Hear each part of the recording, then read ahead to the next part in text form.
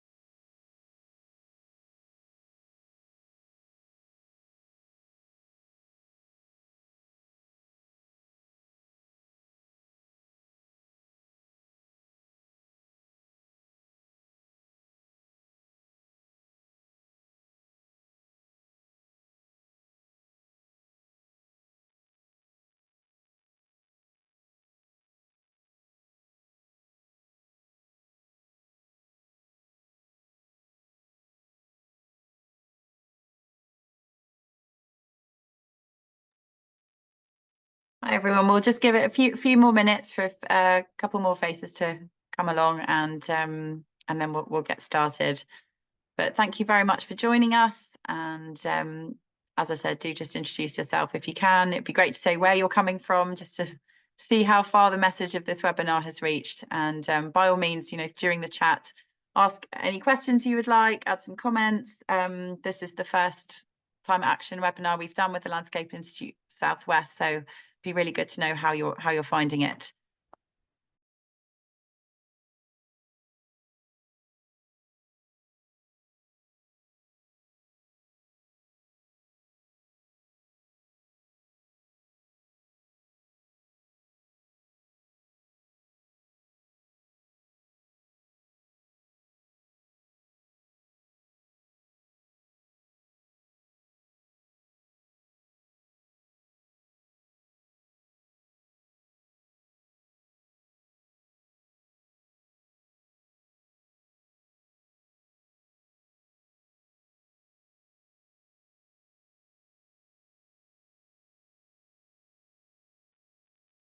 All right.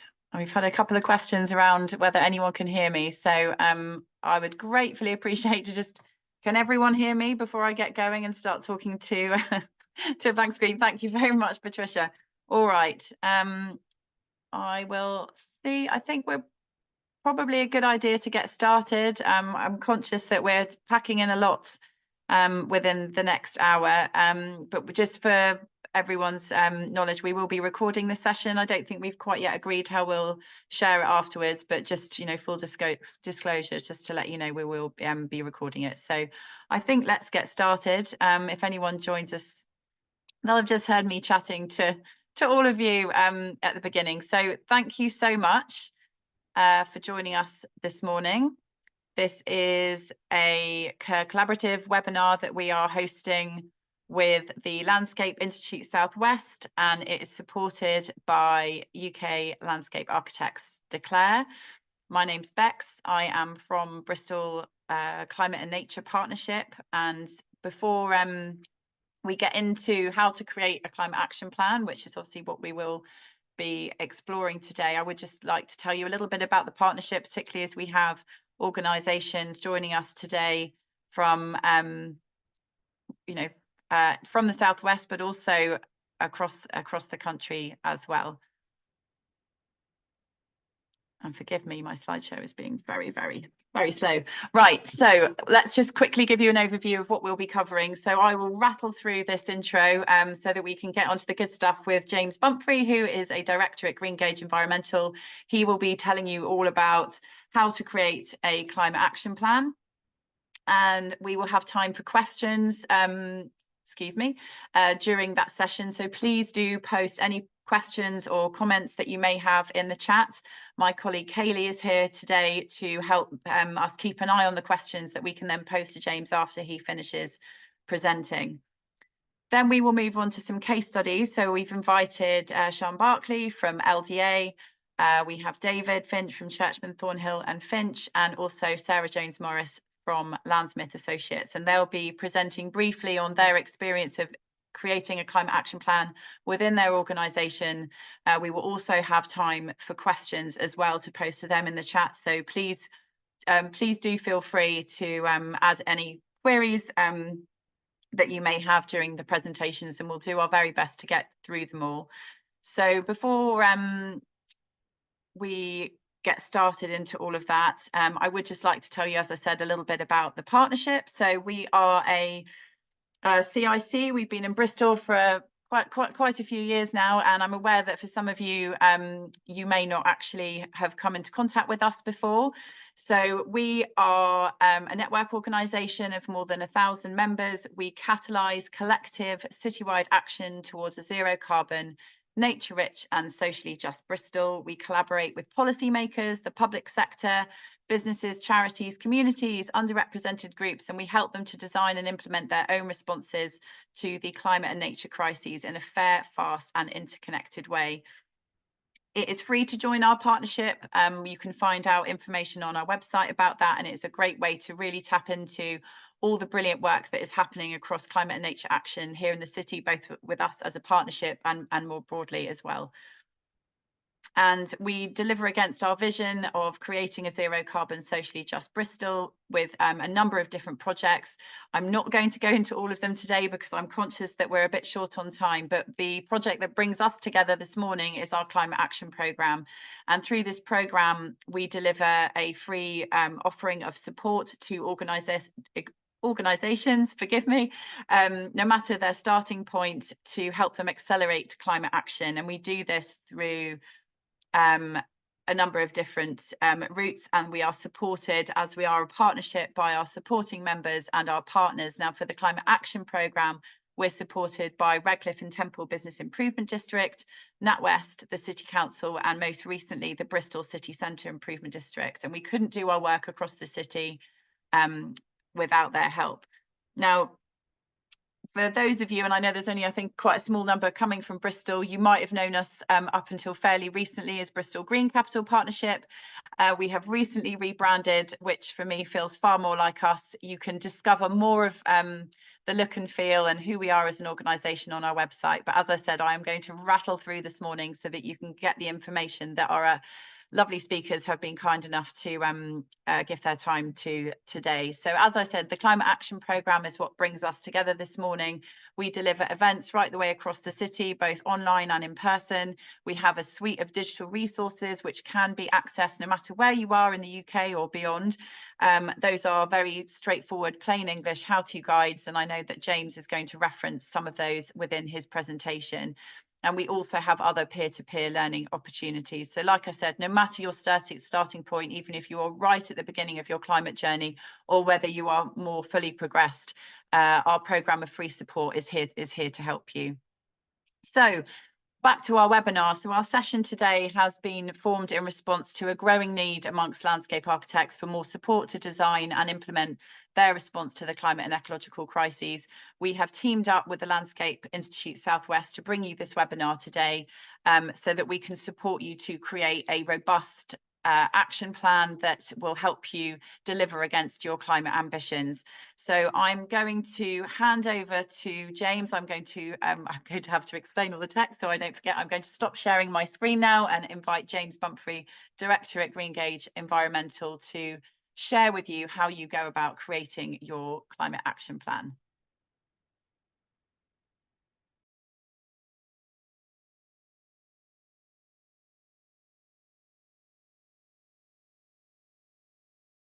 Probably should unmute myself. Thanks, Beck. Here we go. Well, as Beck said, I'm James from Greengage. We are a sustainability and environmental consultancy. I lead our Bristol office, but we also have offices in London, Manchester, and Sheffield. We're currently about 55 people across those offices, with the majority in our London office, which was where we were established. I principally work in ecology and impact assessment, but have had oversight over our climate strategy in my role as Director at Greengage.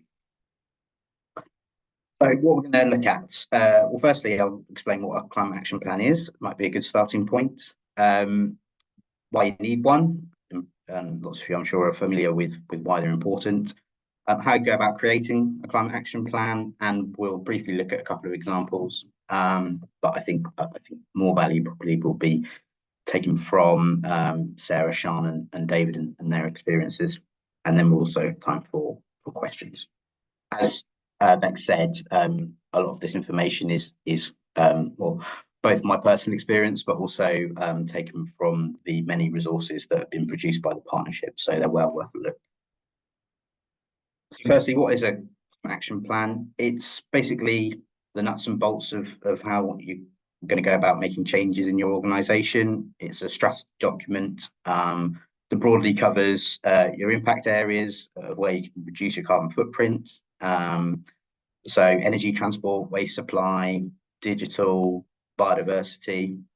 It sets out your targets and objectives and the actions that you'll take to meet those targets and objectives. It should assign responsibilities for implementing those actions, but also the method of tracking improvements over time and monitoring achieving those targets and objectives. Should be seen as a live document. It will evolve over time. You won't necessarily get it right the first time, but also policy changes, guidance changes.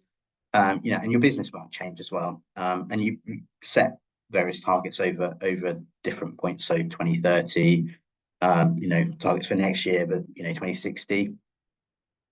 It provides accountability by assigning actions to assigning people to those actions. It can be used as a way of engaging a staff. If they're engaged in climate action, then that will aid deliverability of those actions. And it also can help you engage with your landlords or within your building about how you might go about making changes, although as I'll touch on later, that can be quite challenging. And it also can be used as a way of publicising the actions that you're taking and shouting about what you're doing.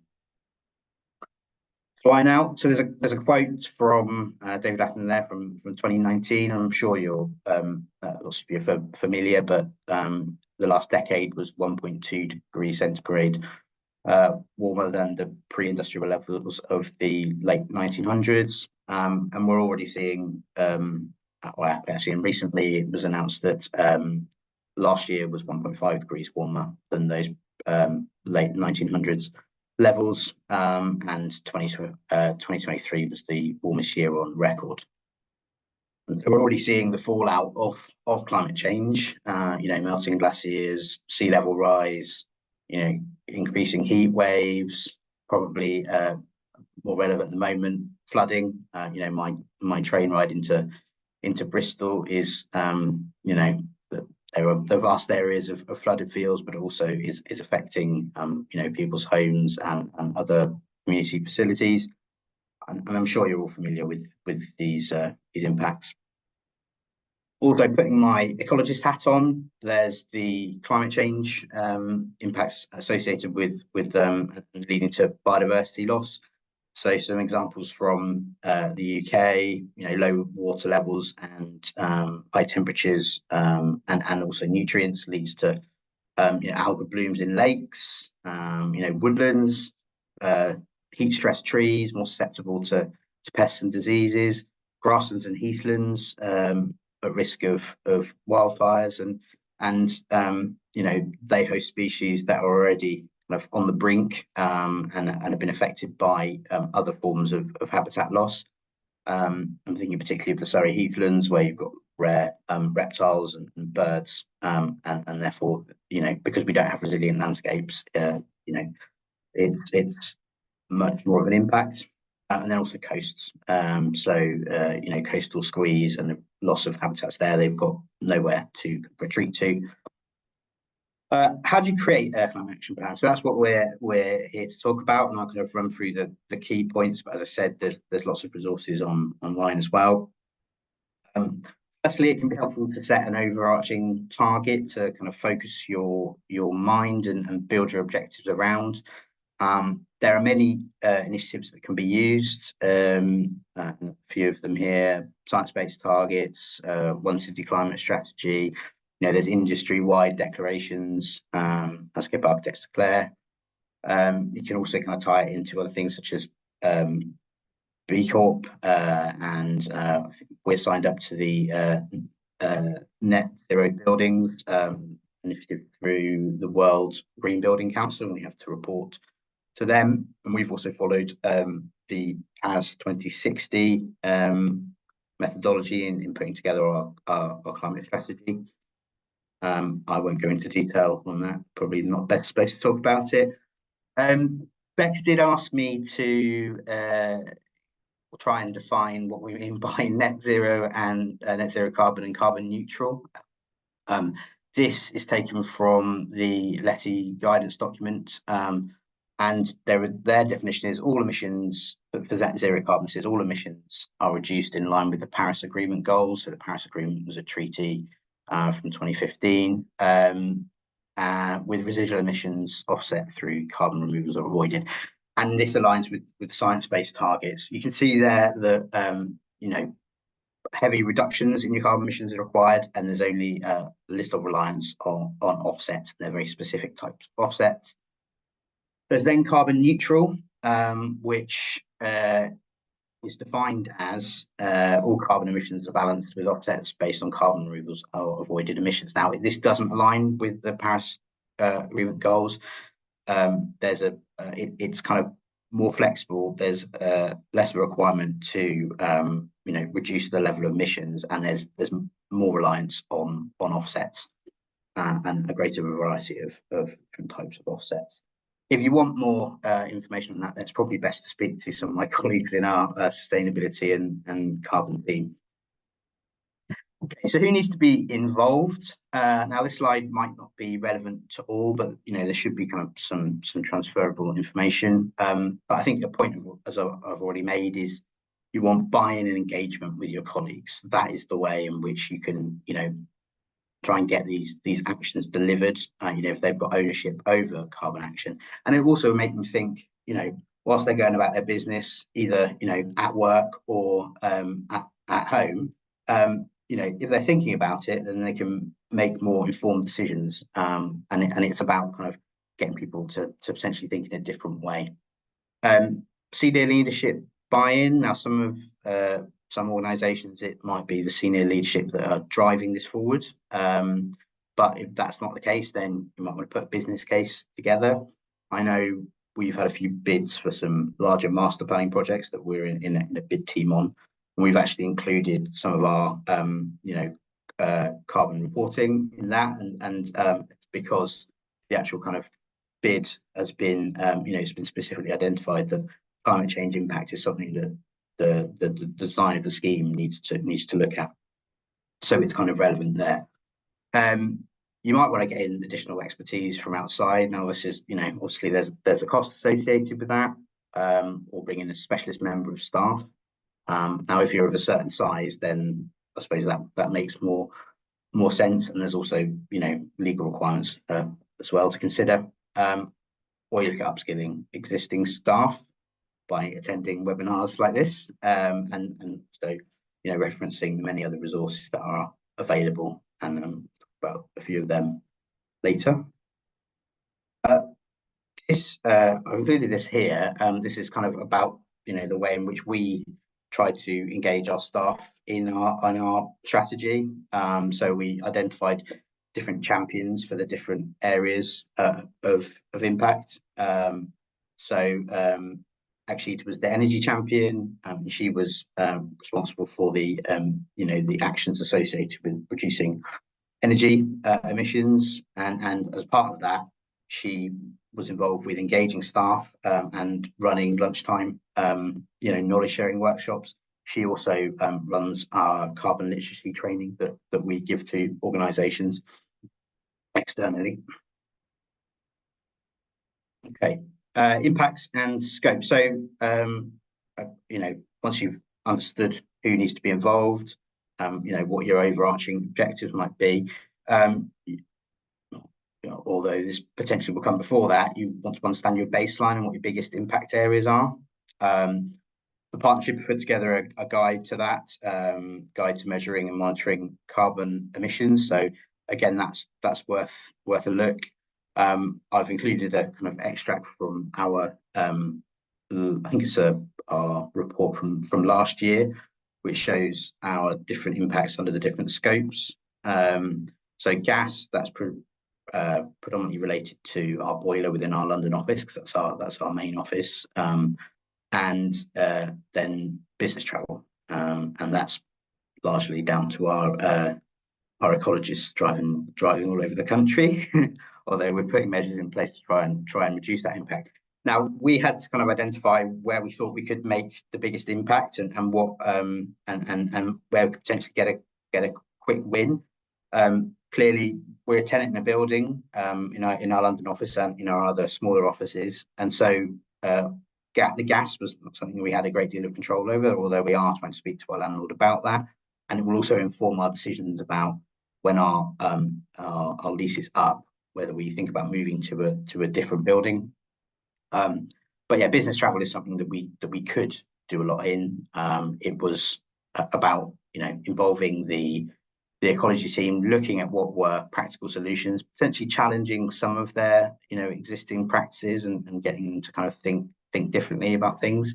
And we should be starting to see the kind of fruits of that over this coming ecology survey season. So yeah, as I said there, you can start with the biggest impacts and quick wins. You don't have to include everything. It's an evolving document. You want to start somewhere. This is just a slide regarding different scopes. It's probably a bit more complicated than it needs to be, but basically, scope 1 emissions are emissions that your organisation is directly responsible for. So, that's running our gas boiler. Also, if you've got a fleet of vehicles, your haulage company or something like that. Scope 2 is emissions that your organisation indirectly creates, such as the buying of energy, electricity, and gas. And scope 3 is kind of all the other emissions, up and down your value chain. So, you know, employee commuting, you know, financial investments, you know, buying different goods and services.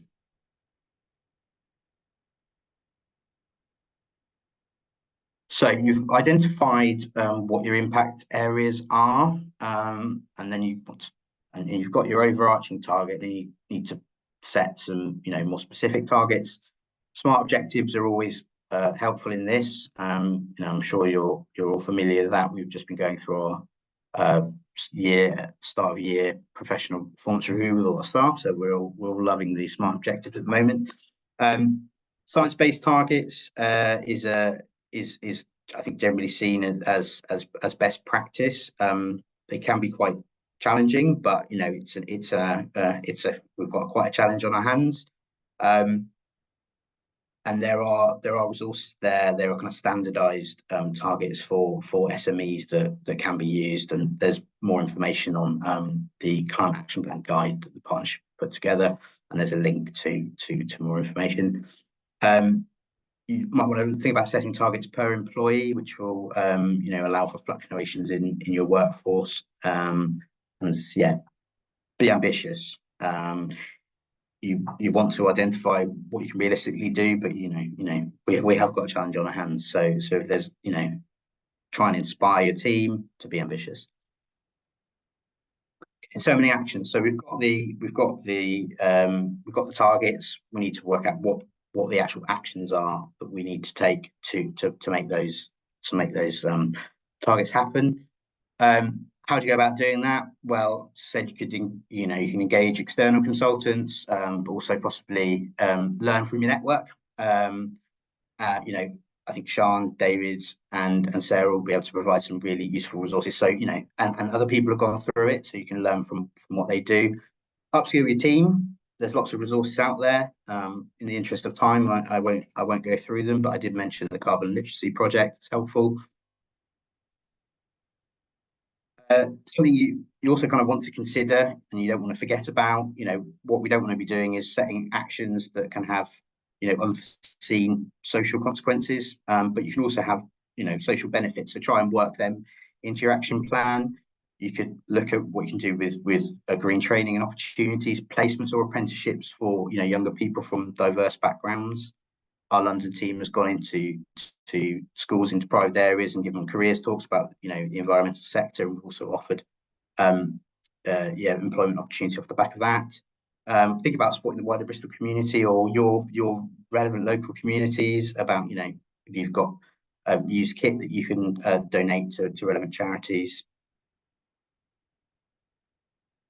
Examples. I'll just quickly have a look at these because, as I said, it's probably more relevant to talk about, you know, from some organisations who have gone through it and are in the same industry as you. I thought I'd include this as an extract from the guide produced by the partnership. You know, it gives you an idea of what action plans headings you can. A good starting point is to actually set up the structure of your document. I always feel better about myself once I've set up a document that they're going to be working on. And it also had some impact areas. Digital footprint, I think, is an interesting one. Can be quite easy wins associated with that, and the partnership have produced a good guide there. And then also biodiversity, and it's possibly going beyond your climate action plan, but it is all linked. You know, we're looking at whether we can become a nature positive organisation, and you know, there's reporting required of that, but there'll definitely be kind of tie-ins with climate. So this is an example here taken from that guide, but you can see we've got the targets, you know, 100% offices using green electricity, and then we've also got, you know, who's responsible for making that happen and what the actual actions are. So office managers working to enable, you know, switch to green energy tariffs in all locations. So yeah, who's responsible, you know, what are the specific targets, and, you know, also potentially, you know, what's the time frame for delivering them. This is another example here, a bit more detailed, and you've got, you know, various different targets over, well, you know, when they were set, and then future years, you know, specific KPIs, although it doesn't assign specific actions to people in that table.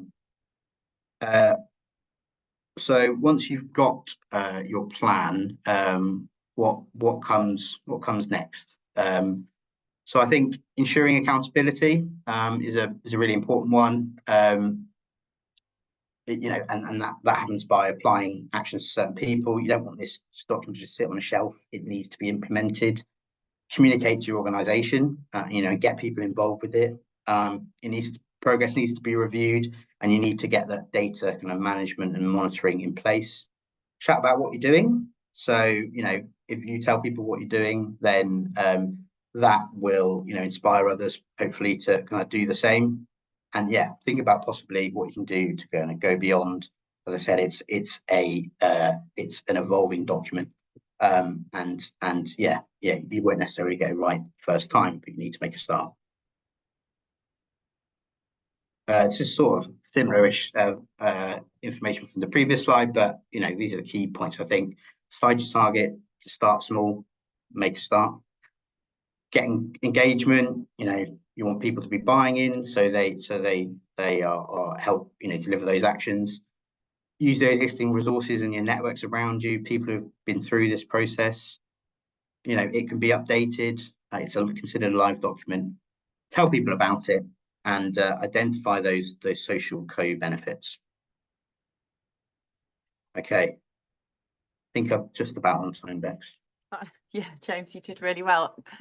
Thank you so much. And everyone, I know there's a huge amount of information that was we've had to squeeze into our session. So it's just there's a lot to talk about. Yeah, there is an awful lot to talk about, and we could go down rabbit holes of how do you set KPI targets and how do you gather your data. But this was a really good overview. Thank you, James, of just what a climate action plan is. Often with climate action, there's an awful lot of acronyms and jargon that gets thrown around, and actually this is, like you said, it's a living document to guide you and to shape your action, and that very much needs to be something that you bring your team along the journey with you. Kaylee, my colleague, has shared James's details there in the chat, and also there is a link to our climate action programme resources, which James has highlighted. We will obviously share after the webinar the useful links and resources that James included within his presentation. We haven't seen any questions come in through the chat, so I would just like to pose two to James. So as James said, this isn't something that you can really just leave and hope that it does the job for the next however many years you're going to be working to reduce your emissions targets. James, at Greengage, do you know if there's anything that you've had to rethink within your own internal climate action plan that perhaps you've got started, and then actually as you've gathered the data or worked with your teams, you've had to sort of pivot or adapt on? So I think I had a chat with my colleague who was kind of is the forefront of this and is the one who is kind of continuing to drive it forward. A real challenge that we found is getting the data from our landlords. We thought it would be more straightforward. When I say a landlord, I'm kind of principally talking about our London office, because that's our main office. We sublet in all our other offices, so we are starting this journey there, but we're more established in London. And our landlord's a local authority, so you would have thought hopefully they might be a little bit easier to work with. But so yeah, so we that was definitely a challenge. We had to kind of initially base our data on kind of assumptions and industry benchmarks. We are now we're adapting that, and so and we're getting somewhere with the landlord as well. We've also kind of adapted our processes and to make data collection more easy, and we've kind of integrated it into our our existing processes. So we've not kind of reinvented the wheel on stuff, but we were finding that it was so labor intensive, because the way we kind of collected data about commuting and staff travel was not in the format that we needed. So we had actually my wife who works in our admin team, she was tasked with spending a very long time bringing all that data together and digitizing it, because we had all these kind of paper forms and things like that. So we changed the way we do stuff. We changed our expenses form, so you mark where you've been, and it calculates the kind of associated carbon impact with that within the actual spreadsheet, and then our signing in document is digitized. What we were doing was we had paper signing in sheets, and they were getting scanned and then digitized. it sounds silly, and there are lots of other archaic processes which I'd like to change, but it was not something until we'd kind of got into it that we thought about. So it was that data collection, and now we're much more set up with it, and we're kind of thinking, years in advance about those various different things. So yeah, I think engaging with the landlord's been difficult, and then but as I said, that will probably potentially inform where we move to once our lease is up. In that London office, but then also data collection. Super. I think that's answered your question. Yes, and as I said, there are an awful lot of resources in our resource library around how to actually start collecting your data, from what the different data sets are, where you will find it, useful tips, and everything is written in a very accessible way. I will leave it with you there, James. So if I can invite you to stop sharing your screen, and then I will start sharing mine, or rather I should probably just hand straight over to Sian, who is going to be speaking next from LDA.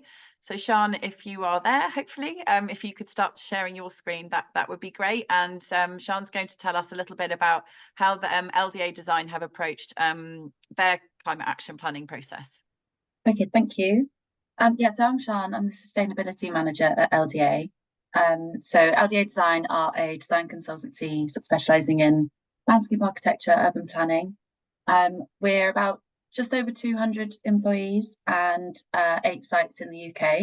So one of the larger SMEs on this call, but still sort of under the necessity to legally sort of publish our climate action plan.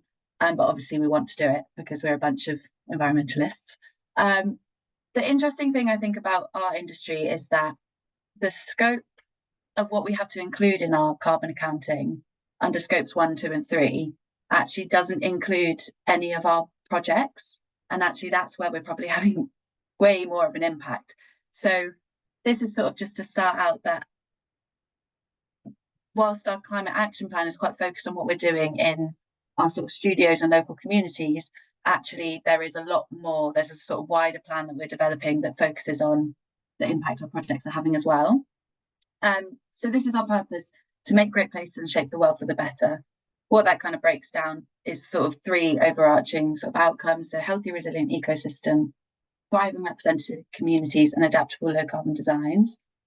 There's sort of all sorts of processes we're looking into in how we can actually build on that. But for the purpose of this workshop, I'm just going to focus on our sort of like community and studio climate action plan, and bring in my experience of our carbon accounting process, setting targets, themes and objectives, and getting buy-ins to sort of the same headings that James said.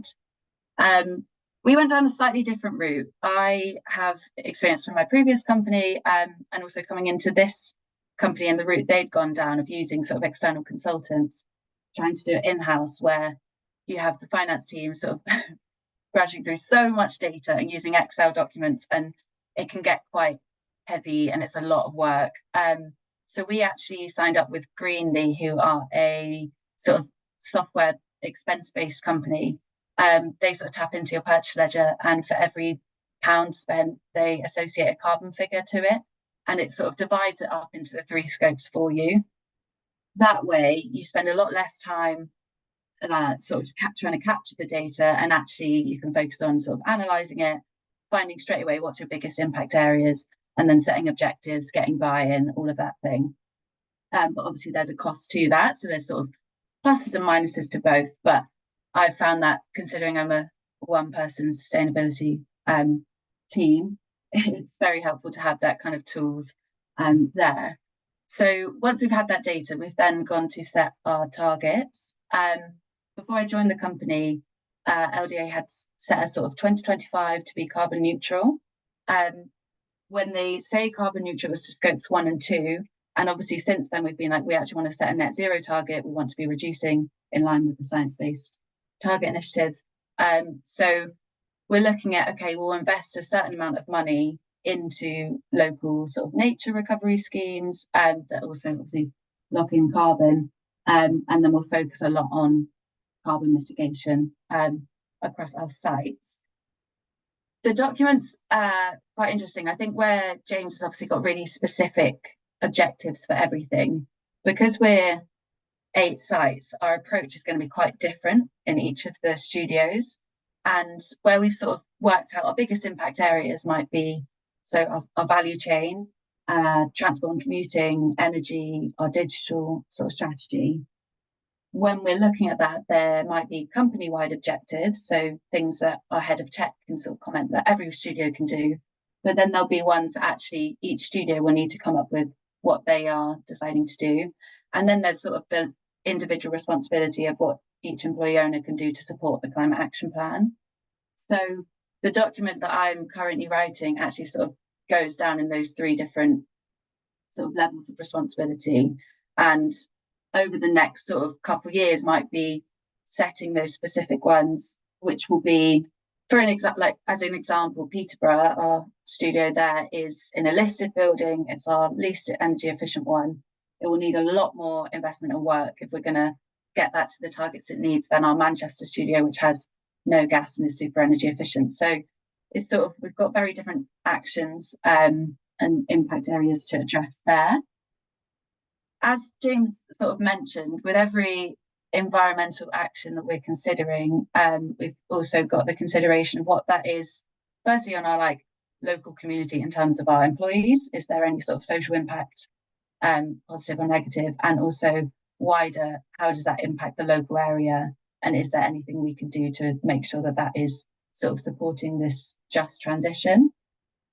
So we've got those sort of main areas to reduce our carbon, and then there's also, we're linking in our sort of volunteering and community action within our climate action plan. So we've got volunteer days in LDA, and so we're trying to link, okay, how could we maybe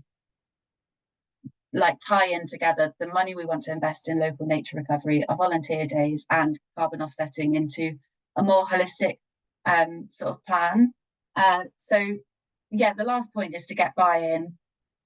So as I've mentioned, it's going to try and be very much like in studios. We're going to empower people to come up with what their studio pledges are, what their objectives are, so everyone sort of is contributing to the plan, rather than me sort of sitting here writing it and then going around saying, right, you guys, you need to all do this now, because no one responds well to doing that, and actually we want to empower people to get involved. But yeah, just the last slide to say, this studio sort of climate action plan is very much the pinky of our carbon footprint. The impact we have on projects is a lot wider, but we know that if we sort of all living more sustainably in our sort of working environments, it's sort of creating that sort of ethos that carries through to projects. So I'll stop sharing there. 5 minutes. I realise I talk fast, but 5 minutes was a challenge.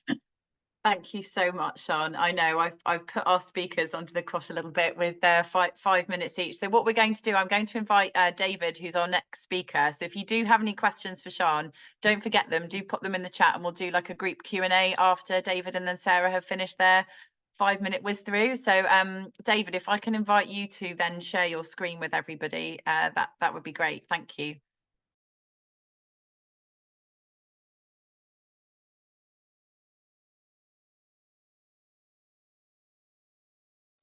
I'm Dave Finch, Director at Churchman, Thornhill, Finch. We're based, we're landscape architects based both in Bristol and London.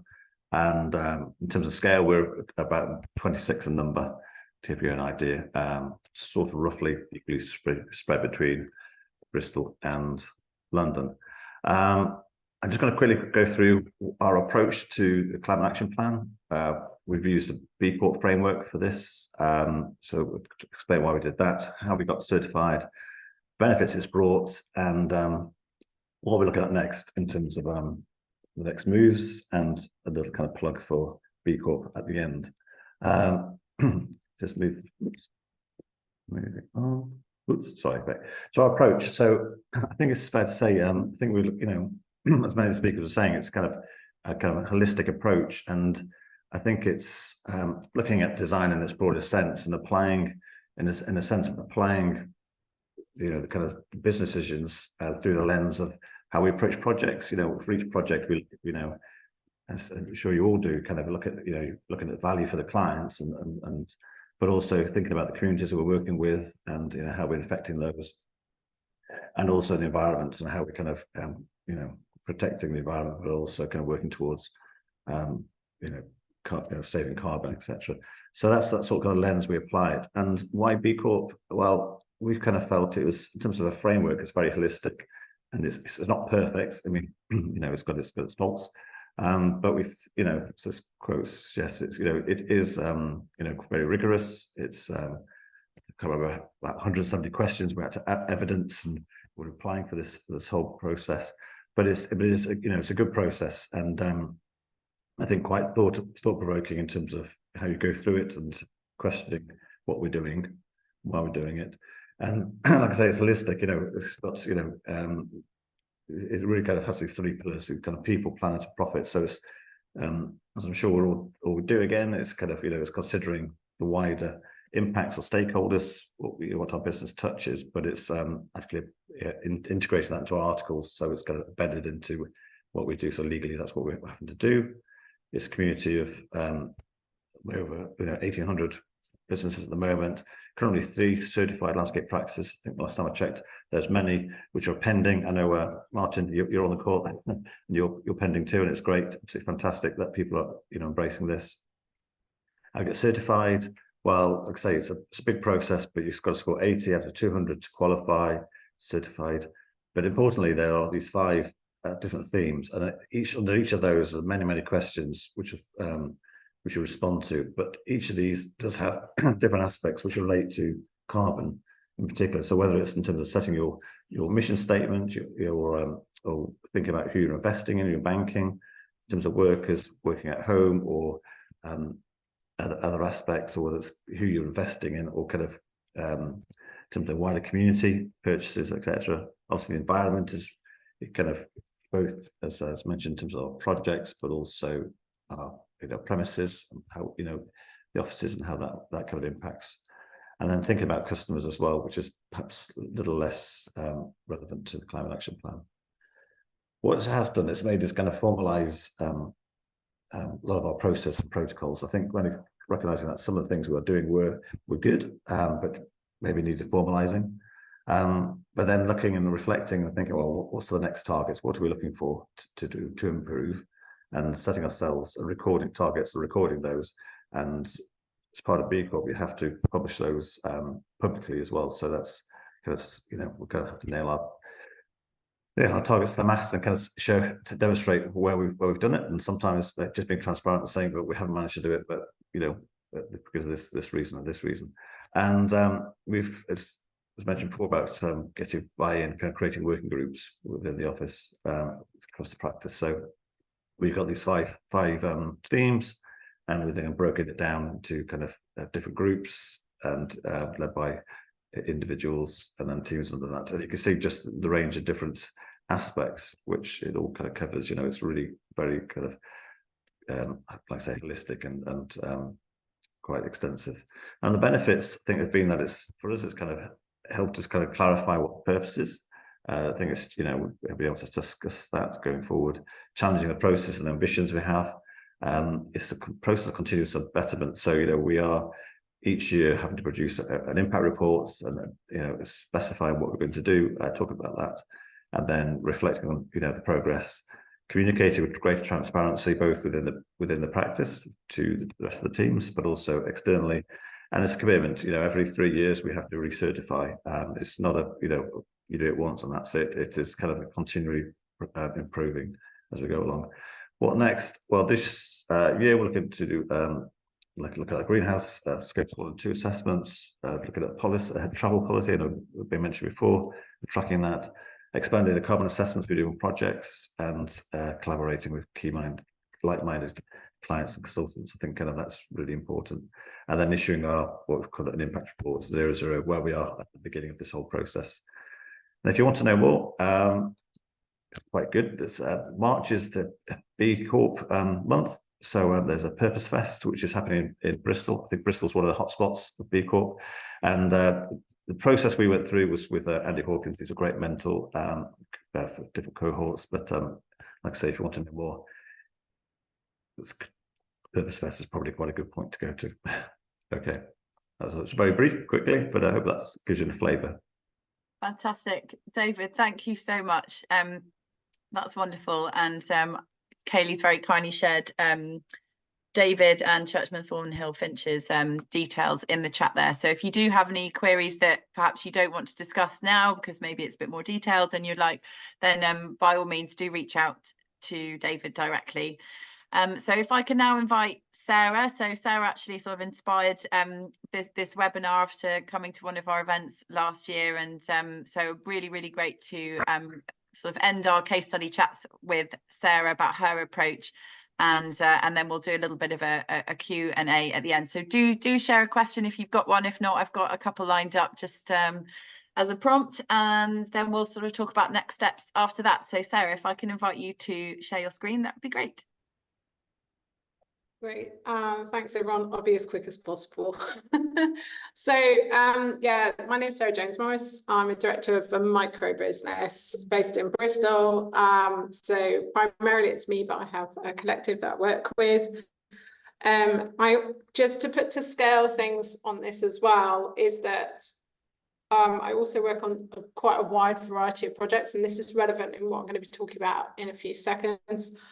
So the key thing for me as a driver is I attended what was Bristol Green Capital, now Bristol Climate Nature Partnership workshop about climate action plan. But what came across to me was the fact that it was very much to do with carbon, and I couldn't see where landscape and a lot of my work around green infrastructure sat within that, and particularly as it was very much office and administratively based, but our work as landscape architects is very much through design and projects and all the way through construction a lot of the time. So how does that fit within that? So I wanted to explore that a bit further.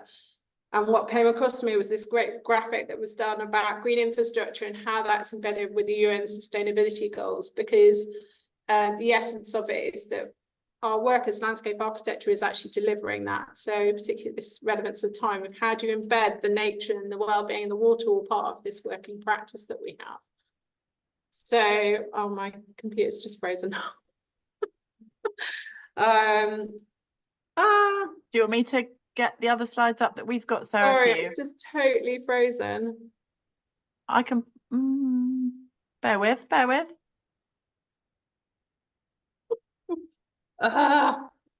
Yeah, that's frozen. Okay. If I can keep talking a little bit about it as I go along, because I'm just aware of people's time.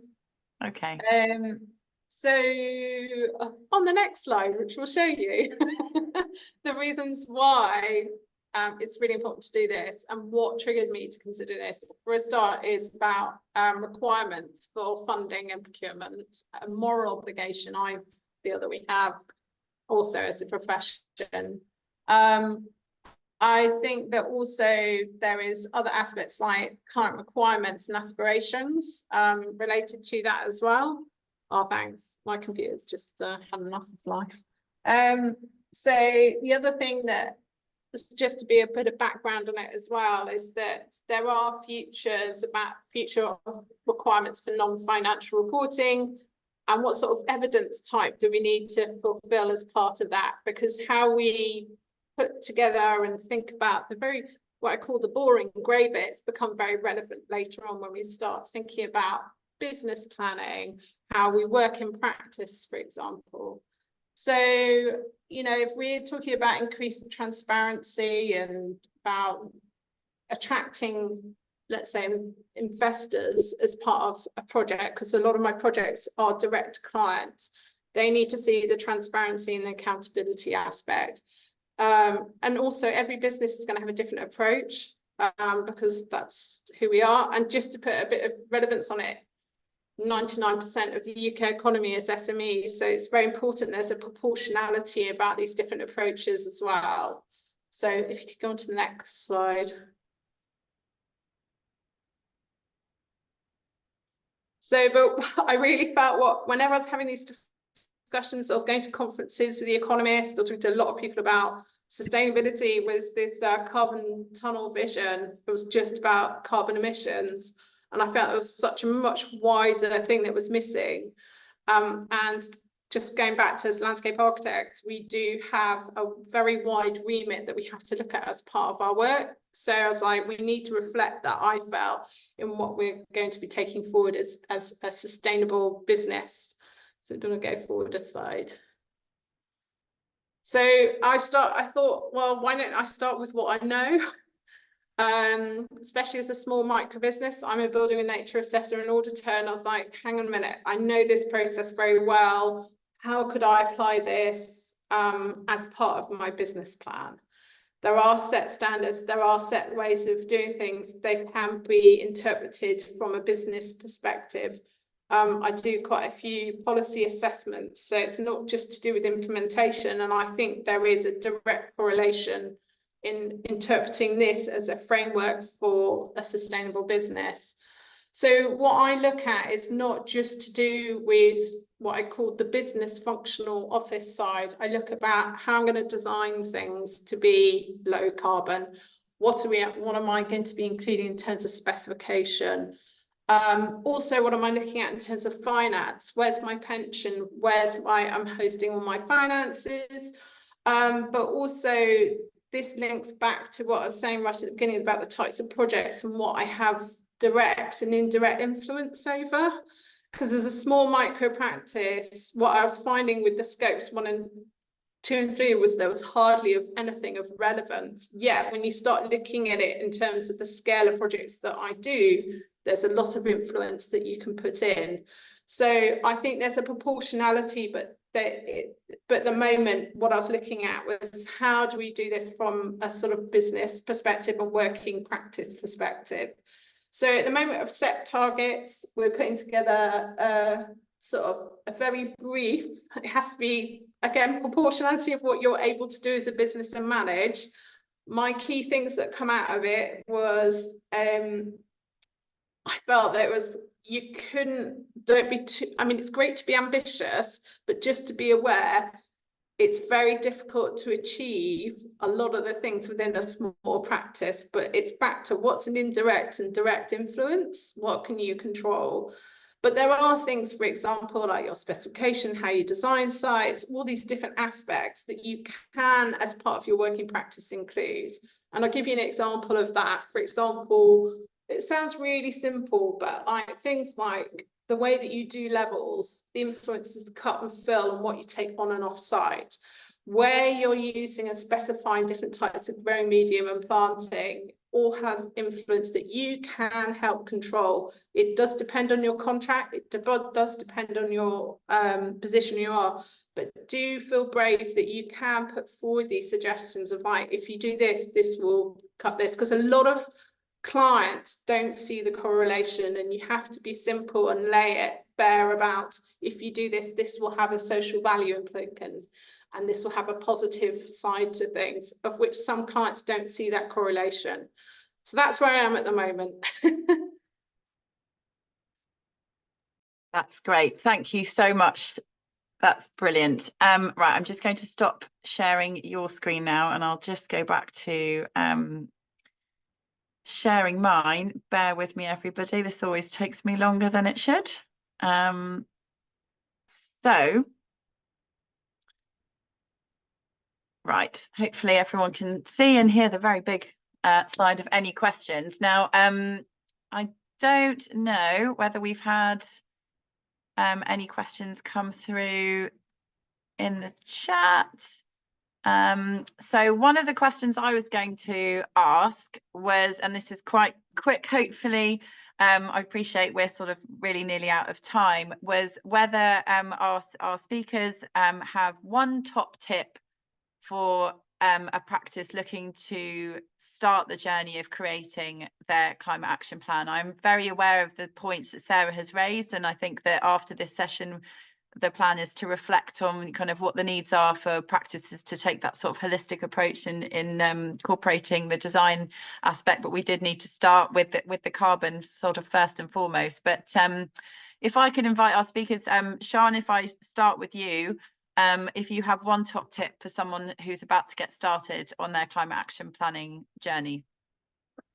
I think my top tip would be don't be afraid to ask for help. I think it's quite a mammoth task and it's quite intimidating. And as someone who, this is my actual job, I'm only employed to do this sort of thing, not be a landscape architect on the side.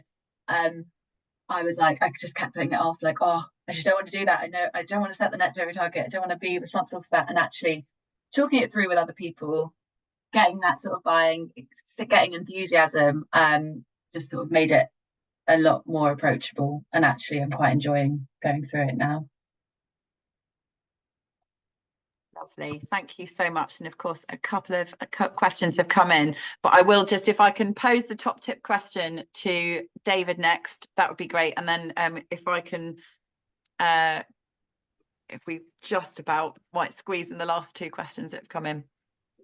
Yeah, I mean, I think in addition to Sian's comment, I think in a sense, kind of aim high, but kind of pick up those easy, you know, those easy wins, you know, kind of get some momentum behind things and to get everybody's buy-in. I think that's, you know, rather than setting the impossible goal, I think, you know, start small and incremental gains. Lots of those over the time will be great. Lovely. And James? Oh, I'd probably echo that. I mean, also, I think something that has really helped us is integrating this into our kind of existing processes where we can. So it kind of makes things a lot easier to work with rather than just completely reinventing things and try and completely changing the way things do. Clearly you have to where it's not working, but you know, we've got existing processes that teams use and we try to integrate that and streamline things there. So that would be my top tip. And lastly, Sarah, if your computer is allowing it, I'm hoping you're still here. Yeah, I'm fine. I would say first of all is about sharing. If you, depending on the size of your organisation, is to start a conversation, because it can be quite daunting if you're in a very large organisation to start those sorts of conversations. But having the engagement and buy-in and having clarity about the decision-making process is really important. And if you're a small organisation, I think growing a network and sharing practice with other practices is really important too, because this isn't just about us. This is about collaboration. And I think that this is one of the reasons why I thought it was important to have sessions like this, is because we need to share practice and collaboration to get to where we want to go as a more climate resilient future. That's great. Thank you so much. Now, I know there is a question in the chat around carbon offsetting.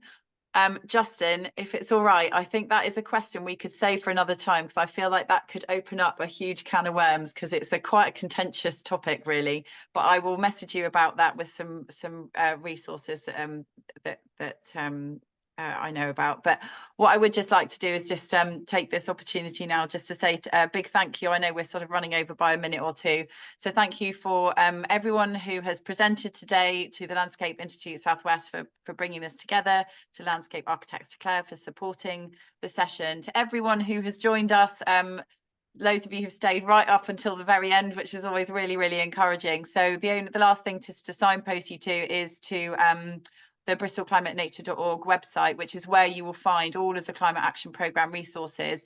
We will send an email to everyone that's joined us today with some of the useful links, and I've already gone through and found some of the resources that I think will be particularly relevant, and we'll also contact you about some of the next steps. And if you are in Bristol, I'll also include some of the upcoming events, or near Bristol anyway, that we have on the horizon throughout February and March and beyond. So a huge thank you once again to everyone who's participated and got involved, and we will be in touch. And for now, I think we will encourage you to go ahead with the rest of your morning, and we'll stop recording the session now. But thank you very much. That's great.